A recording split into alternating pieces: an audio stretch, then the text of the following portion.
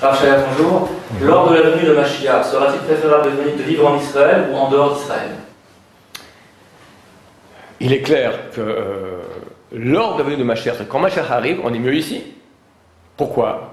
Aux premières loges, allez le voir. Imagine que tu es à l'étranger, il n'y aura pas d'avion, parce que tout le monde va revenir, ça sera très très difficile. Tu auras tout à la télévision, sur Internet, mais là tu auras en live. Donc c'est clair que ça sera beaucoup mieux. La sainteté énorme qu'il y aura, on va la ressentir ici.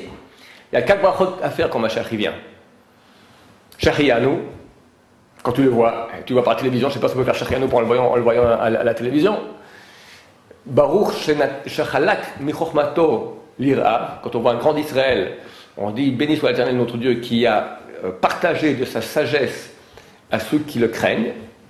Quand on voit un roi d'Israël, on fait la bracha Baruch Hashem kol melech haolam shechalak michvodo lira, qui a partagé de sa gloire à ceux qui le craignent. Quand on voit le roi d'Israël, c'est le Mashiach. Et vu qu'il y aura 600 000 personnes présentes, qu'il y a 600 000 juifs qui sont réunis à un endroit, on fait la bracha Baruch Hashem kol melech haolam chacham arazim. Chacham Arazim, le sage des signes, c'est-à-dire qu'il a réussi, Dieu arrive à créer un peuple où on est tous la même, à la source on est tous le même, il y a une âme unique à tout âme Israël, la Yechida, unique, Yechida signifie unique en hébreu. Néanmoins chacun a un visage différent, donc Dieu arrive à rendre une chose unique, multiple, il y a le bracha là-dessus. On ne pourra pas la faire cette mitzvah par télévision, on ne fait pas le bracha par télévision, ça ne marche pas. Ça c'est quand Mashiach revient, mais avant, il y aura un désordre terrible dans le monde. Gog ou Magog, la guerre de fin des temps, apocalyptique, on ne sait pas comment ça va être. Personne ne sait exactement comment ça va être, mais ça ne sera pas facile.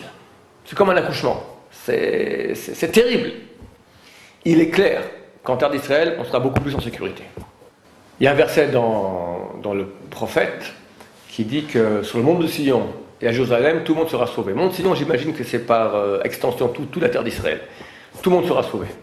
Et dans les autres pays où pas tout le monde sera sauvé, que les Sridim, Asher Hashem Koré, les rescapés qui crient à Dieu, qui appellent Dieu. Alors, il y aura un jugement beaucoup plus dur à l'étranger. D'ailleurs, on le voit déjà aujourd'hui. 2000 ans d'histoire du peuple d'Israël en exil, on a souffert. Alors il y a eu des miracles, le fait qu'on ait réussi à franchir 2000 ans, rester encore à Israël.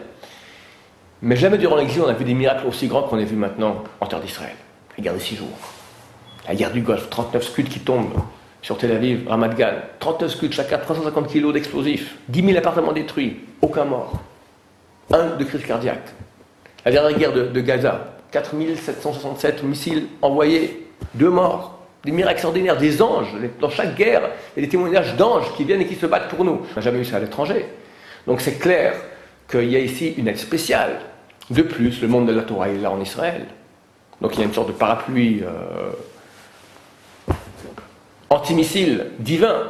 L'Arab Kanevski, pendant la guerre du Golfe, il avait dit c'est clair, aucun missile tombera à Bnei Brak. C'est tombé autour, mais pas dans Bnei Brak. Maintenant, donc, ce parapluie divin, il y a eu beaucoup de centres de Torah dans l'histoire, mais quand tu es en terre d'Israël, c'est certain qu'il y a un mérite de la terre d'Israël. Rien que la souffrance, c'est un pays qui est dur ici. La parnassa est difficile. Les gens qui habitent ici ont un mérite. Ils sont en terre sainte. C'est-à-dire que 3 choses s'achètent avec souffrance. La terre sainte, la Torah et Olam Haba, les choses qui ont de la valeur. Donc le simple fait d'habiter ici, c'est une valeur énorme, c'est une mitzvah en soi.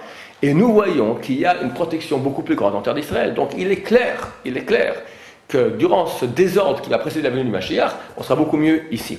Alors maintenant, Bachaou, je vais vous poser la question une fois. Gog ou Magog, dans la guerre qui précède la venue du Mashiach, c'est marqué que l'ennemi viendra du nord sur Jérusalem. Alors je dis, est-ce qu'il faut donc qu'on quitte Jérusalem et qu'on parte vers le sud? S'il vient du nord, on fuit vers le sud. Il m'a fait comme ça avec la main. Là, il faut rester ici à Jérusalem. Ce sera un endroit, paradoxalement, ce sera la cible de tous les peuples, mais c'est là qu'on sera en plus en sécurité, il y aura les plus grands miracles. Un des grands rabbins ashkénazes aujourd'hui, qui est très porté sur les secrets de la Torah, le rabbin Moshe Shapira, quartier Baïvagan à Jérusalem, ça fait quelques années qu'il dit, vous savez, à Paris, il y a le métro. Et quand le métro va partir, avant que les portes se ferment, il y a une petite sirène, comme ça, pour dire attention. Alors, les derniers rentrent comme ça, ils se collent, ils se serrent, et les portes se ferment, et le métro il part. Il dit ceux qui ont l'oreille fine peuvent déjà entendre ici la sirène, que bientôt les portes vont se fermer. Et ceux qui ne seront pas venus en terre d'Israël, ce sera trop tard. Alors, je ne vais pas dire encore une fois, que celui qui part en Israël, il est fichu, il est terminé, mais ce sera beaucoup plus dur. Donc c'est certain, si quelqu'un peut être ici en terre d'Israël, le maire de la terre d'Israël peut beaucoup aider pour nous sauver.